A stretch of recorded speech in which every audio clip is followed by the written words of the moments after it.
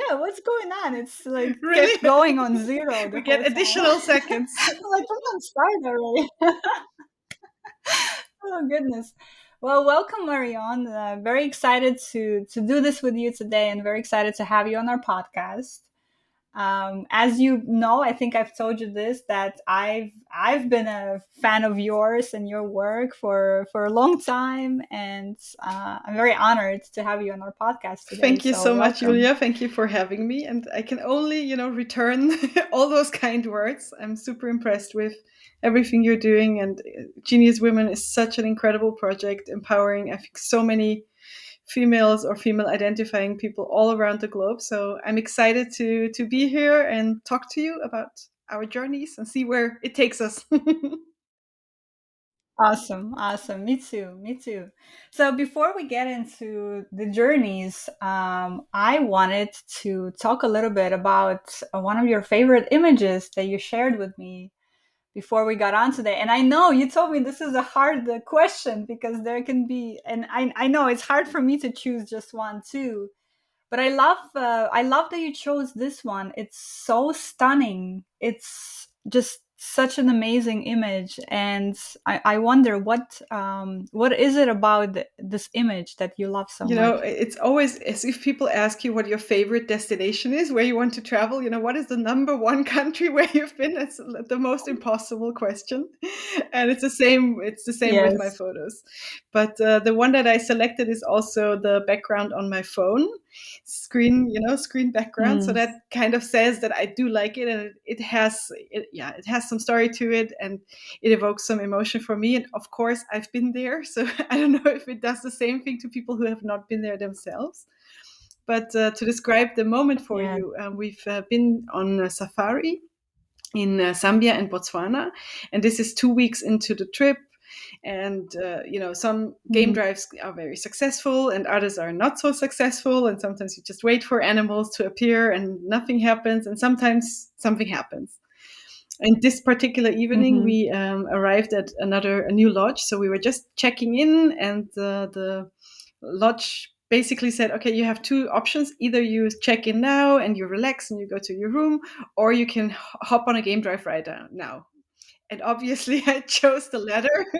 Of course, you chose the Exactly, second one. Of course. which resulted in me having to be driven to the game drive that had already started. So they put me in another vehicle, they Mm. drove me out to the bush to connect with the group that had already gone out.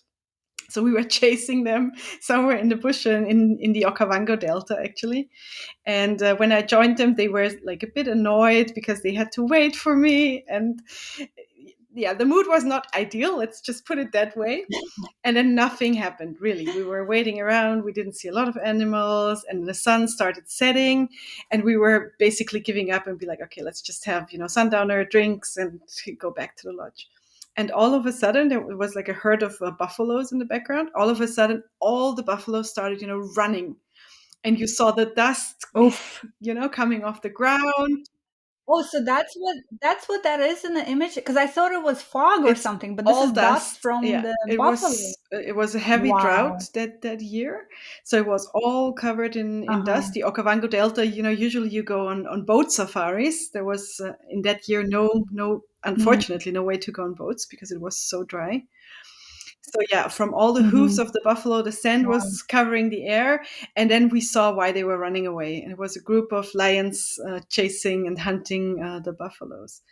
So we followed them for 2 hours and until it was already dark. And Wow. the photo is grainy and it's not perfect and it's not sharp and it's not 100% crystal clear, but it just tells this story of how these hunts go. And I didn't know that before, that this is a very slow process. Mm. It's not like the lions attack, Mm. from a bush and they capture one of the buffaloes and then that's it. But it takes hours and hours, Yeah. and they stop in between, and Yeah. the buffaloes start grazing again, and the lions just lay down and on the floor, and they look at each other. Yeah, They take a break and then they're at it exactly. And again. that's one of those moments. So it's the Wow. buffaloes looking at the lion looking at the buffaloes, and just silence, and us in the vehicle just marveling at the scene, and it was incredible. Yeah. Yeah, no, it's absolutely incredible, and we'll link to it in the show notes. So for listeners, definitely go check it out. It's an incredible image, and for me, when I look at it, what I see in this image, it sort of represents to me the honesty that we see in the natural world. This honest moment, Yeah, the lioness and the buffalo are looking at each other, and they both know what's going on, and I don't know, yeah, it's so it's honest. very raw emotion there, and you can tell that, the buffaloes, they have a strategy to protect the young ones and the elderly ones, so they would form a circle, and then the bigger bulls would stand outside of the circle, and it's not by coincidence that that one bull is particularly looking at the lioness. But yeah, it can be brutal as well, but it is very honest, as you say. That's what it is. And I think a lot of people, like first time Hmm. safari goers, can be quite shocked by the brutality of the hunting and the killing. Yeah. What do you love about this work? Because you do a lot of different things. You are a Instagram creator, content creator, you're a travel blogger, you have your own amazing blog, you're a wildlife photographer, and we'll get into all that. But specifically about your wildlife work, what is it that you love about it? Is it that honesty that we just talked about, that rawness? It's funny that you ask, because it was nothing that I had planned. I There's a lot of people who Mm, have either a connection through their parents, or they live in a country where they had colonial ties to some of the African countries. But safaris for yeah. people in Austria are not something that is very commonly done as a vacation. So if you ask people in Oh, Austria for their okay. bucket list, it will be city trips in Europe, or going to the US, or Skiing skiing, somewhere or or something. Asia, Yeah. backpacking, stuff like that.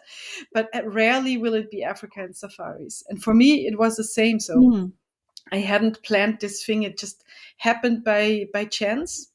I went on my first safari in 2018 in Namibia, and there's no way to describe the emotions and the immersion into nature and how it feels.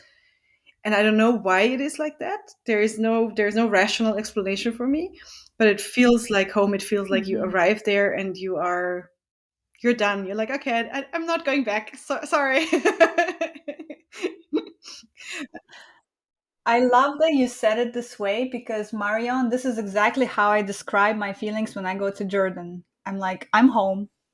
This is home. I feel like I'm home. So I understand what you're talking about, that emotion, that and it's irrational, right? It doesn't make sense actually. Like, what do you mean this is Completely. your I home? mean, Like, this is your first time being here, right? But I yeah. I understand mean, that they do so say, well. I don't know, it's also like a myth, possibly, that all of us, all 8 billion people on planet Earth, go back to what 10,000 people from Eastern Africa. So it's kind of the cradle of humankind. And Mm, I'm not from Africa, obviously, and also the generations before me aren't, but many, many, many generations before, we all go back there, and there mhm, is some sort of tie that we mm, still have. Maybe it's irrational, but maybe there is something scientifically proven about that as well. mm. Oh, I love Who knows that. what I love happened in that. That's Jordan? beautiful. There must be something there as well. Well, if we want to go into that territory, I am not a religious person, but I am very mystical and spiritual, and I feel certain ways in certain places, and in a lot of the places that draw me, one of them is Jordan, the other one of them is Istanbul. First time I set foot in that place, I feel like I've been here before in some prior lives, in some prior worlds or something. And of course it's very difficult to explain that. It doesn't make any sense, but that's how I feel, and it's a very strong Yeah, feeling, there must be some parallel universe or something so where you live in Istanbul in Jordan. Who knows? Yeah. something, it has to be amazing. So in one of the interviews that you've had, you've been named Austria's travel blogging Instagram pioneer, which sounds super amazing and impressive. And you've also collaborated with different brands like Mercedes-Benz, like Nikon. You work with luxury hotels with, safari camps in Africa. Like, your resume is super impressive. Did you always know that you wanted to be a creator and to work in this creative industry, or was it more was it calculated, or was it random? I guess my question. And what were your dreams when you were growing up, when you were a child? Actually, I don't remember I had a childhood vision of what I would become.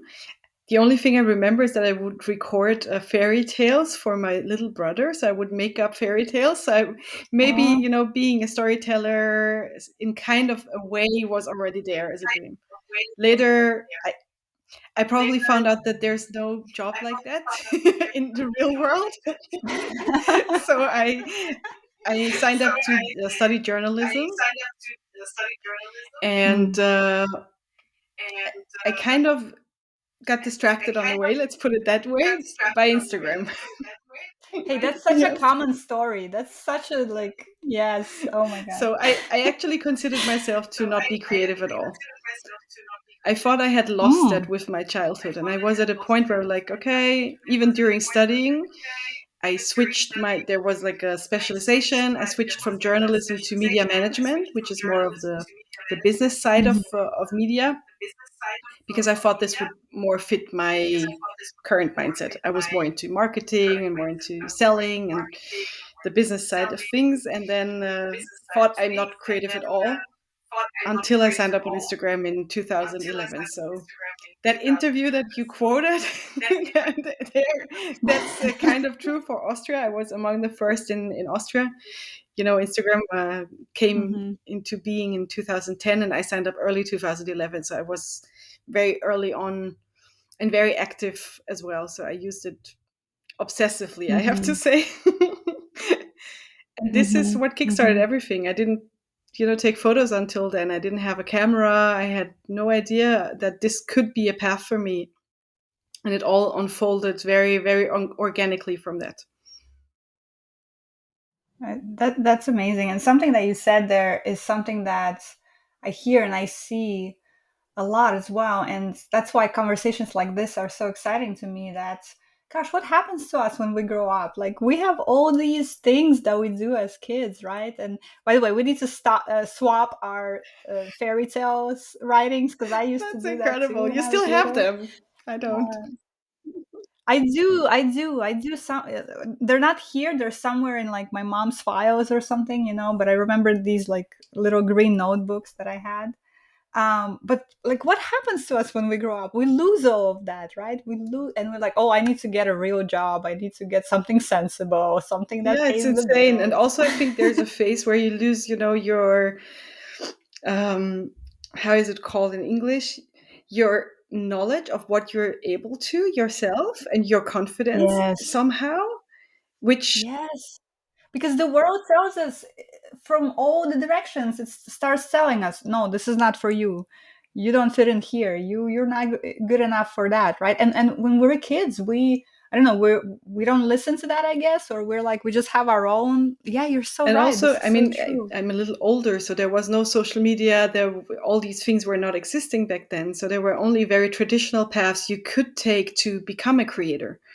So Mm. you would have to be employed by a media outlet or some newspaper or whatever. So it was more Mm-hmm. restricted in those ways. So, and I knew I didn't fit in there Yeah. because I didn't even read the newspaper myself. I read magazines and I was like, yeah, maybe I can go, be writing for this and that magazine. That would be incredible. But obviously lacking connections, lacking the network and the confidence, I chose another path. Yes. And now there's a lot more on Yeah. offer, which I think it's amazing on the one hand because it gives a lot more options and a lot more flexibility in the Mm-hmm. paths you can choose. But also I think it can be quite overwhelming for young people to choose amongst, all these different options. So it took me, at least Yeah. me personally, Yeah. it took a while. I was well into my 30s until I finally quit my job and chose the path that I'm on now. So it's never too late. Mm-hmm. That's the But look, main takeaway, right? It's never too late. You can be in your 30s and you can I love change that. careers. And my mom did that in her 40s in a different time period as well. Oh, So it It's never too late I if love you that. find what you're passionate about. And I think this is, for me, this was the bigger struggle.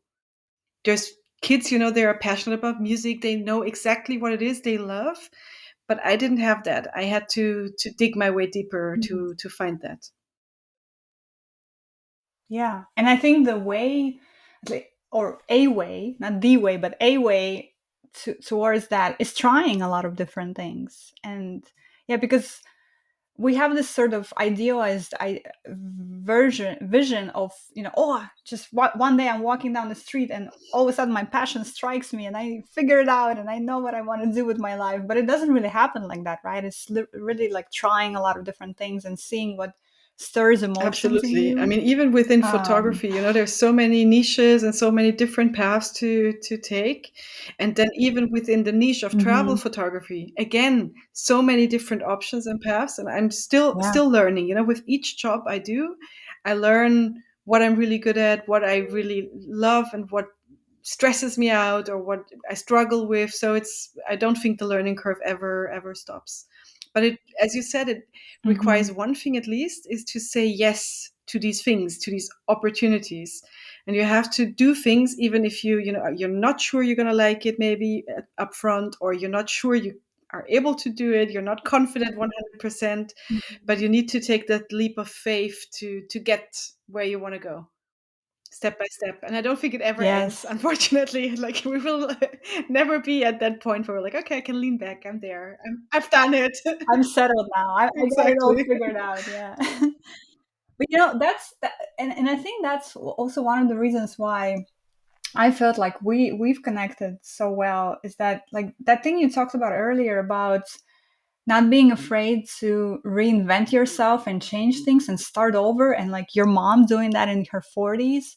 Like, I'm now close, I'm going to be 38 this year, and I I am looking for models of women who are amazing in their 40s and 50s and 60s and 70s, are not afraid of aging and are reinventing themselves, and are like, and even on Instagram, there's one woman I follow. She's Lebanese, that lives in Canada, and she's, I think, 55 or something, and I don't know, just the way she lives her life. I want to see that. I want to see that I can grow into that, and not say, oh, you know what, you're 45, that means you cannot do anything anymore, you're too old, you're forget Yeah. about, like, I don't Yeah, know, you know what go I dig mean? a It's hole, basically.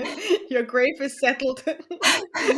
No, that is not yes. necessary. And fortunately, these days, I think there's a lot more role models that are also kind of attainable and are more close to us, and that we can, Mm, see ourselves in.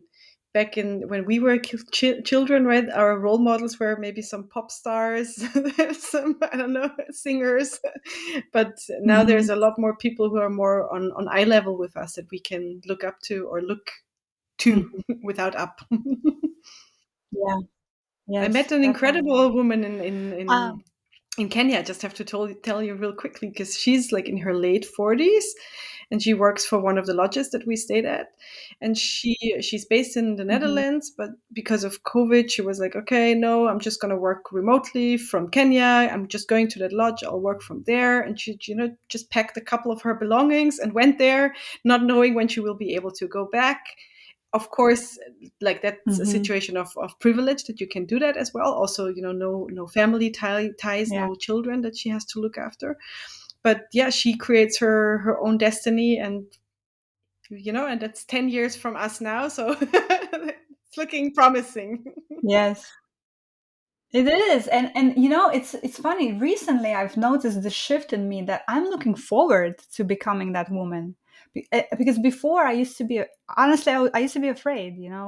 I don't have this by a certain age. I don't have a family by a certain age. I don't have everything figured out. Like, there's so much pressure on us, right?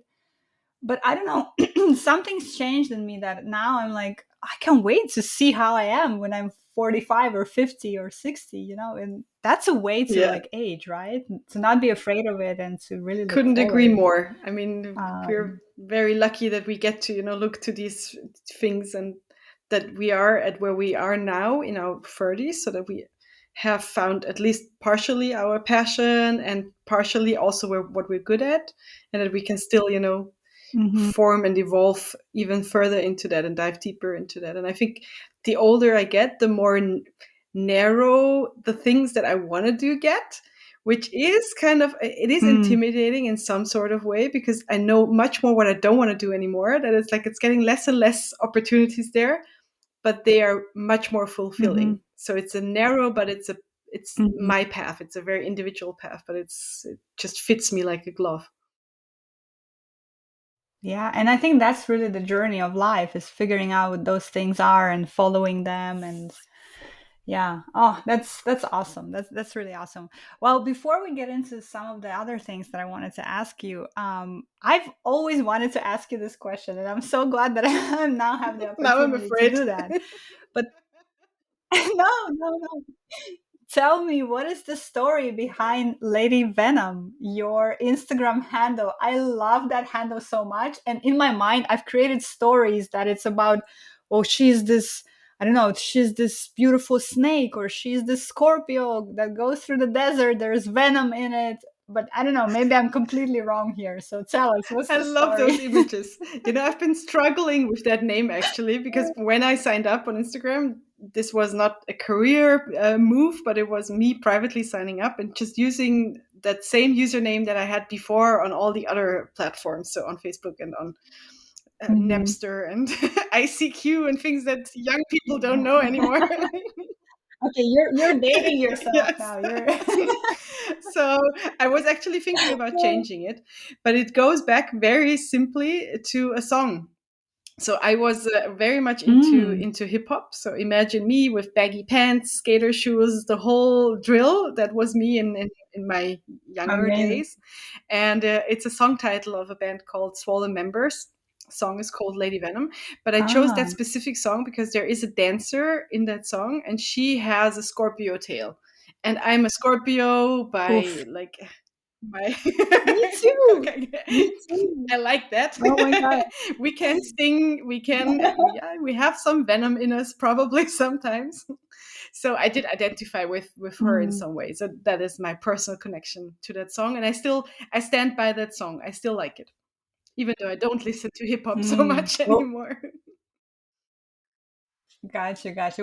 I'll have to find that song and listen Please to it do. It's now. still on YouTube. And I relate. Okay, awesome.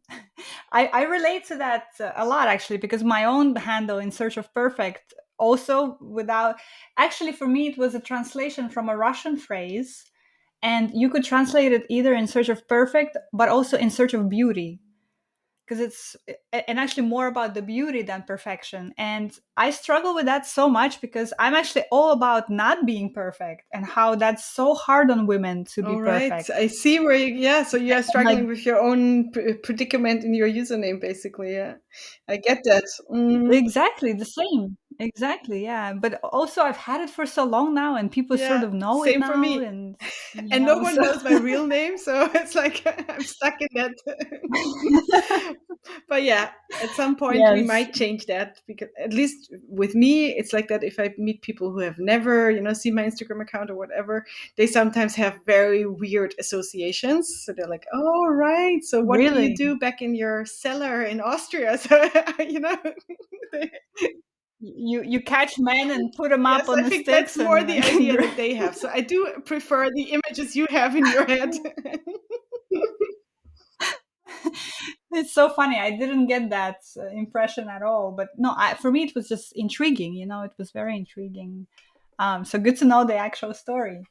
So speaking of Instagram, you mentioned somewhere that even after becoming, a suggested user on Instagram, like you were one of the first adopters, you were going on photo walks and doing all that stuff.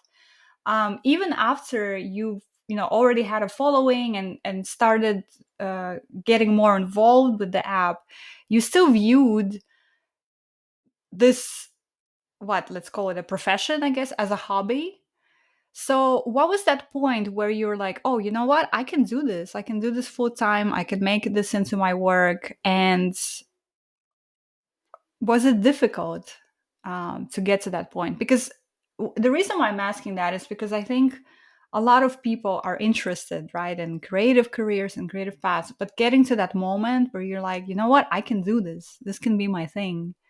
That's the Yeah, and challenging it's very part. different for different people. So I myself, it took me a while. It took me a couple of years actually. Hmm. So from, being a suggested user, gaining all these followers, to then getting my first offer, like a job offer or a project offer to create content for a car brand in Hmm. 2013 or 14. um, this was like an aha moment. So I realized, okay, there is something to it. This has some kind of value that could potentially, make money in some sort of way. But then it took me 3 more years to build that career next to my regular office job. And I did that on the weekends at first. And then I reduced my job to like a part-time job, always in the illusion that I Hmm. could keep that part-time job forever as like a security backup or anchor. Hmm. Because this is just Hmm. how, I don't know why, because my mom did the complete opposite. Like, she quit her job in her 40s, I told you, and she, didn't even have an education or anything. She just built something new from scratch. Maybe I was afraid Amazing. of that, so that's why I built it slowly, gradually, next to my job, always hoping that I could keep the job. And then after half a year, what happened is that in that office that I was working in, they had like a huge process where consultants came in and they were redistributing people within the organization. And I would have my boss got kicked out actually, so they wanted to move me to a different department. And I was willing to do that actually Hmm. because it sounded intriguing, interesting, new department. But then I had one talk with my new boss, potential new boss, and I was like, no, I cannot work for this guy. Like, it's impossible for me. He was condescending, and he was like, he put his feet up on the desk while talking to me, and it was all super uncomfortable. And Wow. this is what I needed. This was the kick in the butt that I needed to quit the job. So it was a very, Yeah. very slow process. It's not that I would recommend that, Yeah. but for me, I couldn't do it any other way. Like, I don't know why, but I was too afraid to go full into self-employment. Yeah. And once I did in Well, 2016, like, now there's no way for me to go back ever. oh, I feel that sentiment 100%. I feel the same way. Like I don't see myself in corporate or in that type of And you've work did some ever crazy again. things. But actually, I love Yes.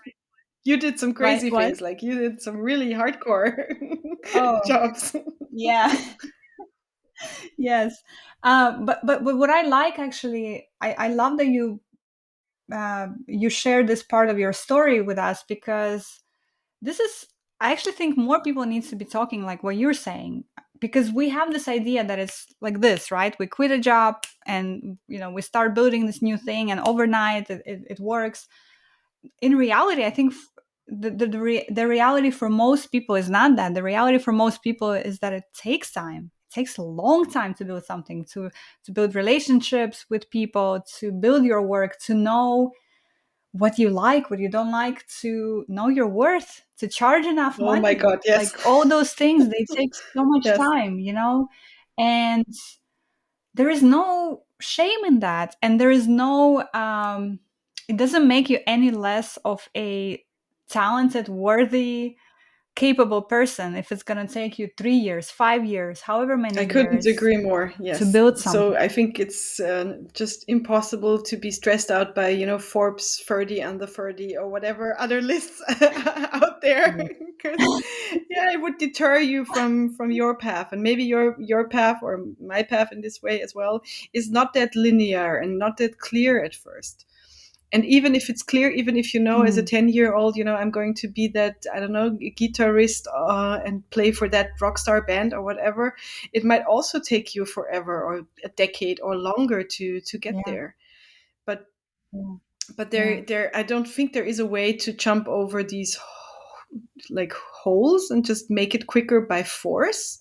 Sometimes you have to accept that the path Mm, is a little winding and a little slower, but it will lead to yes. things. It will lead to at least knowledge, at least experience. It will lead to confidence. So it has its value to take a slower path sometimes. So long as you don't stop, right? So long as you don't stop, because what I see often, and particularly in this, in the travel journalism side, which is my side of this industry, people pitch somebody once and they don't hear back, and they're like, you know what, this is not for me. This means I'm not good enough. This means I don't have what it takes. No, listen, you just pitch somebody once. Like, it's not how it works. You need to pitch people 10 times, 20 times, however many times it takes, and that's that piece that you were talking about earlier about the passion. The passion is what sustains us on this, because it's like there's nothing else on this earth that I would rather be doing. So I'm going to keep pitching until I get to where I need to go, It's like a it's one of force of those nature. You things. cannot do any other way anyhow. Like I learned things Mm. that, for example, in Austria, at least in August, it's a dead month. Nothing happens in August, so you can pitch as much as you want in that month, but you won't get any replies. You won't get any decisions. So, as you said, don't stop, but maybe postpone and do it at a different time. Yes. So I think you learn these things, Yes. but there is no way to stop. There is just no way I would do anything else. I might, change my pitch. I might Hmm. put some little twists to it, learn more about the company that I'm pitching to. Why would they say no? Maybe ask even for feedback, and then learn and perfect your pitching skills along the way as well. Mm. Yes, absolutely. That's how you get better, by doing it. That's the only one of the best ways, I think, is by doing. So I wanna take this chat into a bit different direction. You, that image of your new boss sitting at a table with his feet up and being condescending. And you and I actually talked a lot about this in different spaces where we intersected. We talked about this on Clubhouse as well. I feel like for every woman creator that we meet who is amazingly thriving, confident, empowered, there are 10 women behind her, or maybe even hundreds, who are struggling, who are unsure, who are feeling stifled, who are being put into boxes, who are being passed over for opportunities and promotions, you know?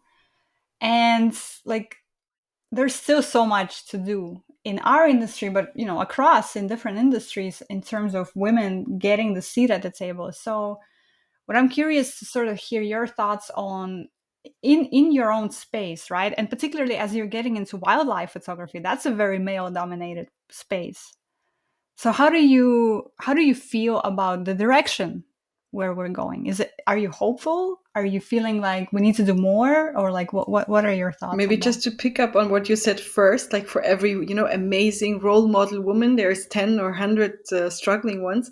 Even the one amazing one is struggling at times. I think that's also Yes. very Oh, important to yes. recognize. Like, even the Yeah. people you look up to, you don't see what's happening behind the scenes. You don't see how many times she has been passed up for an opportunity that she would well deserve, how many times she had to fight against other yes, other Sexism prejudices and or whatever. Yeah, so there's a lot of, I think, unfortunately, a lot of these things have not been made public, and this is what makes me very hopeful, that this debate is becoming more and more public, that there's more and more awareness, and not just among women but also among men. So there. mm. Because that's where the change needs to happen, right? It's like the conversation about anti-racism work. Like, black people don't need to do anything. We need to do the work, right? It's the same principle. No, Sorry, no, now I'm like that's true. going off It's on a 100% tangent. true. So we need them as allies, such as black people need white people as allies, 100%. And I think this shift is happening, and this is incredible. So this is Mm, goes back to our mothers and our grandmothers, and we can be thankful for what they did, how they raised their sons to be more respectful, mm, to acknowledge that there is sexism. I think that's the first step. Even that hasn't been, the standard. So these things are yeah. changing. And then there are examples of men really, actively playing a role and doing things. I know, for example, one like a marketing guru here in Austria, and he's invited to conferences all the time to speak on big stages. And last year, he publicly announced that he would never go on a stage on a conference again if there's not at least 50% female panelists. And this is, Amazing. it's not a tiny step, it's actually quite a big step, but it created change Yeah. immediately. These conferences that, were Yeah. working with him for years, they knew they had to change. So it put a lot Hmm. of pressure on them. And that's one I ally love that. changing the whole marketing conference scene in the German speaking market. And I think there's more and more people like that, amongst, of course, women Mm. like you, who create these incredible networks where we empower each other. That's is so invaluable and incredible that doing that in your spare Yeah. time, basically. So I think there's a lot of movement happening. It's going to take a while. Everything takes too long anyhow, but there is movement Yes. for Yes. sure. And wildlife photography is it's insane. It's unfortunate how insanely sexist and racist it is still to this date. And this goes back to colonialism and goes back to all these historical things. And Mhm. this might take even longer to change, but it's happening. Like, awareness Yeah. is there, and this is the first step. And then there's people like Amy Vitale. There's role models who are incredible. There's Girls Who Click, which is a group of female photographers, working with mentorship programs, bringing young women to the Hmm. wildlife photography scene. So there is change happening. Yeah. And I think it's also generational, in some ways, because, what gives me hope is seeing people younger than me, how they have no patience to deal with the Yes, stuff that we had patience to deal true. with, and that's That's good. We true. need that. And that's how change is going to be even faster, because, man, they're No like, bullshit. Yeah. don't give me any of that BS. Sorry, I don't Exactly. know if I'm allowed to say that. You can No, beep this no, out later. But yeah, that's true. I think there's a lot of, no. bashing of the young generation, how woke they are, as if that were a bad thing. But it's long overdue. We need to Yes, wake up. long We overdue. need to. And yes, it can sometimes Exactly. be unsettling and unnerving, even especially when you notice your own flaws and your own faults, because we have been brought up in that society, Mm, like we are a part of it. So I have internalized misogyny and sexism, and I have to work yeah, on myself. And it's very uncomfortable calling yourself a feminist and then, being caught doing something not feminist. And that happens, and that's good. It's a good yeah. thing. It leads to uncomfortable but good change. Yes. I love that you said that, because it's normalizing the uncomfortability, or that feeling feeling Yes, of yes. discomfort, right? Because just even if we like sort of zoom out and look at life in general, I think for a lot of people, comfort is prioritized above everything else. But that comfort leads you to places where you are falling asleep, actually, in many different ways, right? Because what it also takes to lead a life where you feel like you're passionate, you're working on all these stuff, it's discomfort.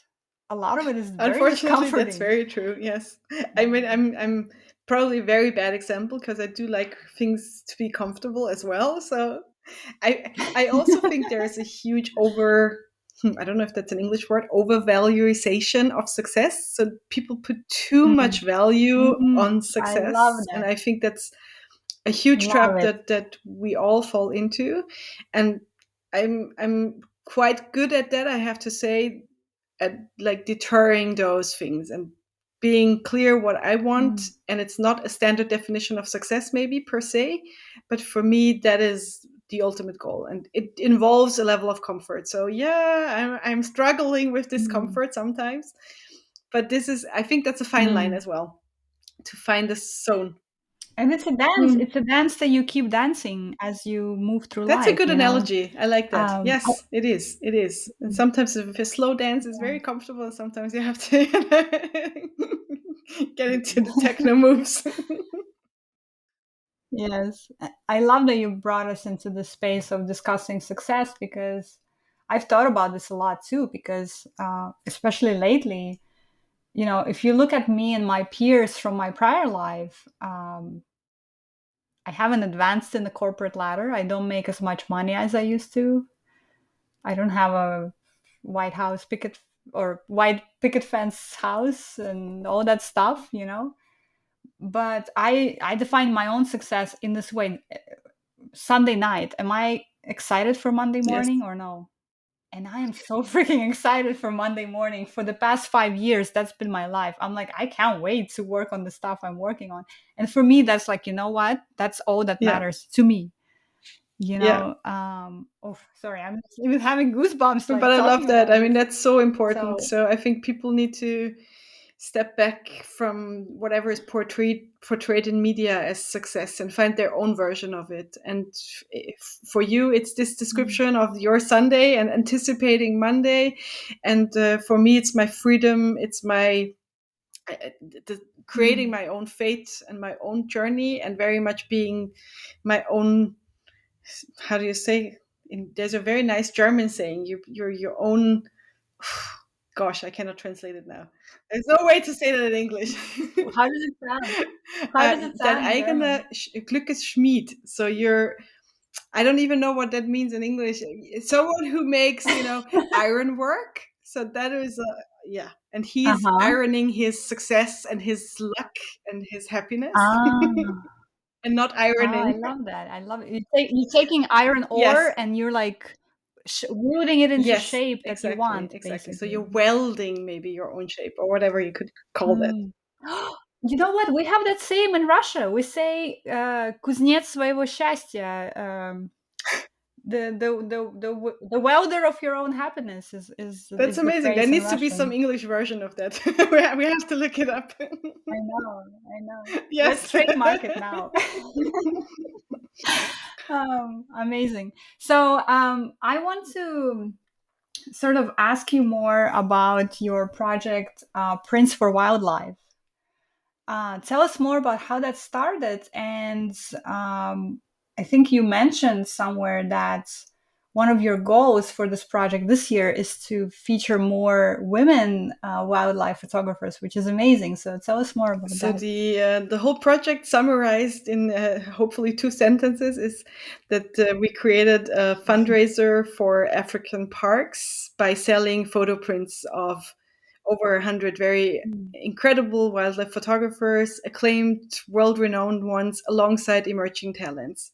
So it's a very diverse group of photographers. And they last year they donated their photos. So each donated one or two photos, and then we sold them for $100 each, and 100% of the proceeds, mm, after printing and handling, went to African parks.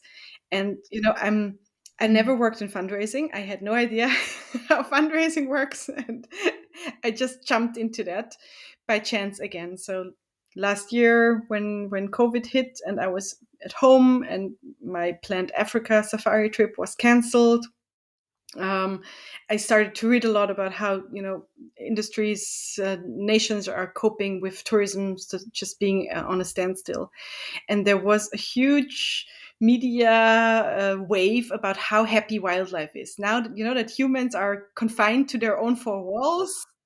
oh, Animals are yes, yes, jumping around. yes. The dolphins are returning to the channels in Venice, and there were all these stories about happy Hmm. wildlife.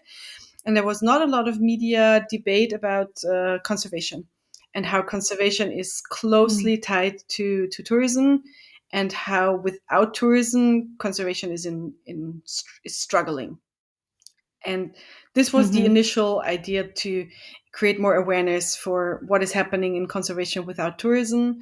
And then I thought about a way to do something about it, and a print sale was just a logical thing. Like, I knew photographers, Mm, I knew they would donate. I talked to P Arts, the Dutch photographer who I did mm, the fundraiser with, and he was on board immediately. And basically, I think the same day, we just asked a couple of photographers we knew if they would donate a photo. and they all said yes. And then we had to, we had to do it. There was no way back. Yes. And it took us a couple more months. We thought we would just do a small print sale, just 10 photographers donating their photos, maybe raising $10,000, $20,000.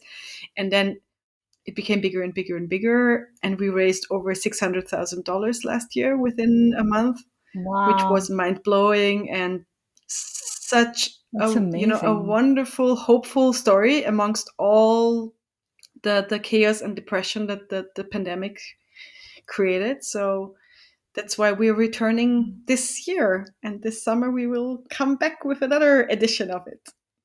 I can't wait. That's incredible. That's incredible. So how, if somebody wants to participate in that, maybe provide their photos, or how does that part of it work? Are you opening? Is it open submission, or is it? So last year How it are you was guys chaos doing that? poor. We just asked people we knew, and they would ask their fellow colleagues. And then when we launched the print sale, we got hundreds and hundreds of emails of photographers wanting to donate their photo. And we were at a stage where it was basically too Mm, late. We were like, sorry, it's all been started. The print lab is in full, printing mode. We cannot accept anything mhm, anymore, basically. And so this year we decided to do it differently, and we had an open call. So unfortunately it's already over. mm. So we had over Ah, 1,300 okay. submissions, which is insane. It was just 2 weeks Wow. that we opened it, and now we have the task to browse through all the 1,300 photos and choose the Mm, winners that will then be part of the print sale. So, and this was one of the main goals of the open call, was to have more women, to have more also local talents, so photographers who are based in Africa or from Africa, because that's also mm, underrepresented, which is insane, yeah, but that's the way it is, unfortunately. So this was the main goal, yeah. to also create more visibility and possibility for these people. But you have to stay tuned because we Amazing. didn't announce the winners yet. So this will follow in June. Amazing. And make sure for our listeners, make sure to follow Marion on Instagram at her handle, Lady Venom, which we'll link to in the show notes. She, first of all, is an incredible and very talented photographer and has beautiful work. But you can also learn more about her work with Prints for Wildlife and other things that she's doing. So make sure to follow her and be connected with all of her amazing updates as well. So tell me, what is giving you the most hope right now as we're sort of entering this new, cautiously we're starting to venture out.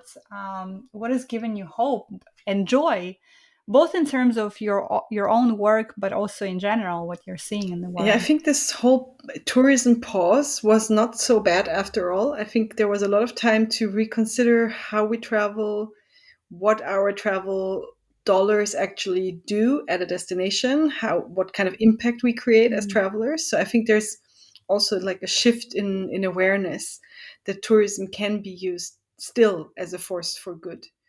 And I think part of this was very mm, lost in the last couple of years. So the over tourism debate and everything that has happened for very valid reasons, I think now there's a chance to kind of yeah, transform tourism into something of more value again.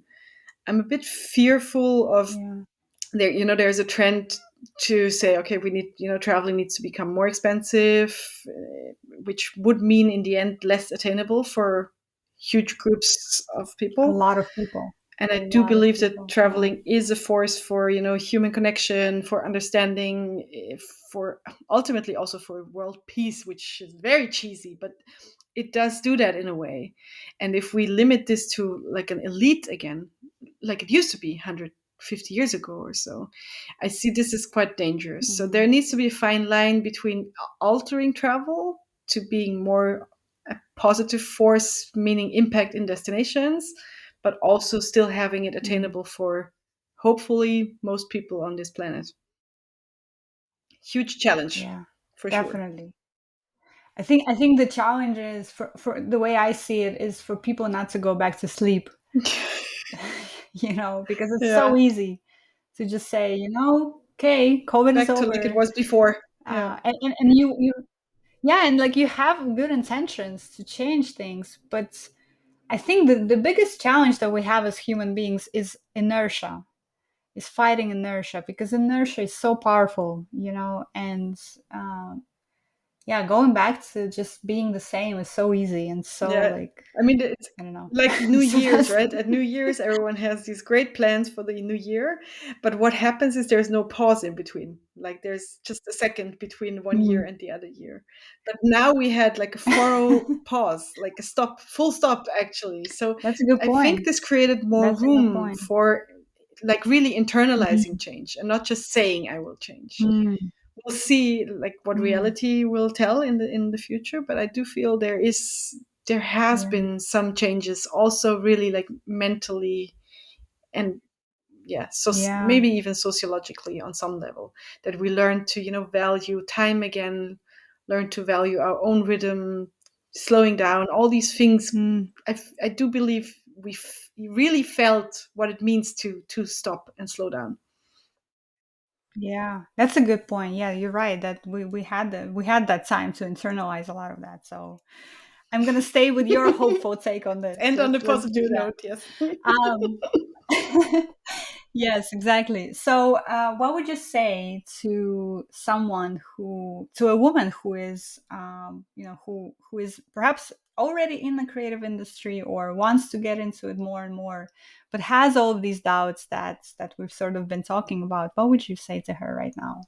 I think I told you that story before, but what I did when I was at that point in work where I was really unhappy, I didn't know where to go. I didn't, have a career planned out. I didn't have an idea what my passion would be, is that I really put down on a notebook a note how I want to work in the future. Not what kind of line of work or what kind of job, but how I want to work. So I'm only speaking about Mm, work right now. I mean, of course, you can do that, for your private life, for your, I don't yeah. know, love life, or whatever you want to do that for. But I did that for my career. And I put down on a piece of paper like how I would envision myself to work in the future, only in house. So I had no idea what kind of job would be a good surrounding for this. But in the end, all of it came true. It took a couple of years, but all of it came true. And I found that little note a couple of years later, and I looked at it and I was like, wow. I cannot believe this really happened. It's incredible. So I do believe there is some. You said you're spiritual and you believe in these things. I do think things happen if you put them in motion somehow. And this could be a first step. If you're stuck, just, take time, take a break, and put things on a paper. Oh, Marion, I love so much that you said that. That's just so perfect because for our listeners who have been hearing me talk about all these things on this podcast, this is one of the key things that I always talk about, which is visualization and envisioning what we want and envisioning that in greatest detail. And that is so powerful. And there's actually scientific studies that um, dig into why it's powerful and what happens when you do that, when you put something on a piece So of it has paper. some And transformative that quality. It must do something. Otherwise, I cannot it explain what does. happened It to does. me. It does. And you know what it is actually is that when you sort of give, when you put it on a piece of paper, you're almost like giving your brain and your unconsciousness direction on what to notice. Because we are surrounded with so much information every day, bombarded with a lot of information. And most of it, our brains filter out. We don't even realize that it's happening. It's like this auto process that needs to happen so that we can function, but who decide what gets filtered out and what doesn't? Most of the time there is no rhyme or reason to it. It's just sort of what happens. But when you put that stuff on paper, you're giving your unconscious direction. Hey, pay attention to this because that's what I'm looking for. And then things starts to happen in your life, almost like, oh my god, what's happening? But it's because you're now noticing things that before That you makes a wouldn't lot have. of sense. Oh, That I'm makes a getting lot of goosebumps again. sense. That's a very good explanation. So, and this is such an easy thing. Everyone can do that. You don't need money. People will say, yeah, if you quit your job, I mean, you need to have, a financial background, or if you want to travel, you need to have time, Mm, or again, money. And putting something on paper, everyone can do it. Like there's no reason not to do Yeah. it. Even if you're low in energy, Yes. if you're depressed, whatever, you can, put something on paper. And even if it's at first you don't know what to put on there, something will come out of that process of trying to do it. Yes. Oh, beautiful. I love that. And yes, if you're listening and if you're looking for a little bit of that inspiration and direction and perhaps even clarity, take some time, one quiet evening, and just put your thoughts on paper and put your own vision of what it is that you're trying to do with your life. Put it on paper, and you will be surprised how powerful that can be. Marion, I think we have had such an amazing conversation, and I feel like I want to continue chatting with you because we feel very much alike, it sounds like. We are aligned in a lot of ways in which we view life, and I really appreciate that. But I think we are going to have to close because 3 or 4 hour podcast, that's not just Not not a yet. thing yet. Can work on that. um, yes. And I want to close with this question that I always close my podcasts with, which is, and it's sort of a bigger question, but how would you start answering that? What does it mean to be a woman who is stepping into her brilliance today? Oh my god, I should have listened to your other podcast. What other women said. Yeah, no, for me personally, it means liberation. It is total liberation. You are Mm. freed from whatever, other people think you should do. You're freed from your own preconcepts of what you should do. It is total and utter liberation, and it feels incredible. Oof. We're going to close right there because that is beautiful. And that is exactly where we need to leave that sentiment and that emotion. Thank you so much, Marion. That was such a pleasure to have you on the podcast today. Thank you for sharing your beautiful Thank you so thoughts with much, us. Julia, for having me. Thank you. It was amazing, and all the best with Genius Women. Can't wait what's coming next. Thank you. Thank you. Ah, okay, I'm going to stop recording now.